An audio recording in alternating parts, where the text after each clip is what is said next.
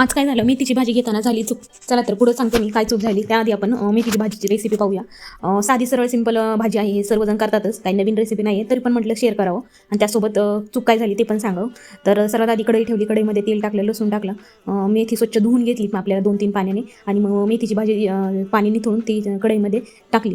त्यानंतर मस्त चांगली तिला वर खाली करून घेतली. मेथी शिजवताना ना त्याच्यावर झाकण नाही ठेवायचं आणि मग चांगलं मस्त आहे ना त्याचं पाणी ना आपल्याला तसंच आटून घ्यायचं आहे झाकण न ठेवता. मग पाणी आटल्यानंतर त्यामध्ये मी शेंगदाण्याचा कूट आणि मीठ टाकलेलं आहे. अशा प्रकारे साधी सिंपल मेथीची भाजी बनवली. परंतु आज आहे ना भाजीवाला आला होता खाली, भाजी तसा तर दररोज येतो भाजीवाला गाडी घेऊन. तरी ती जी मेथीची भाजी घेतली ना ती ना खूपच कवळी होती. कदाचित मला असं वाटते त्यांनी लवकर काढली असावी किंवा ती गावरान मेथी नसावी, लवकर औषधं देऊन वाढवलेली असणार आहे. कारण ती जी भाजीचे दांडे आहेत ना ते सुद्धा आहे ना, मी भाजी किती 2 मिनटं शिजवली असेल, परंतु आहे ना ते पूर्ण आहे ना असं भाजीचं शेवटी हेच झालं, पूर्ण असं भात कसा होता आपला भाजीचा सेम भात झाला. मग तरी आईंना मी म्हटलं, मी झाकण नाही ठेवलं तरी पण अशी भाजी कसं काय झाली. तर आई म्हटलं की अगं ती कवळी भाजी असं घेताना लक्षात नाही आलं आपलं.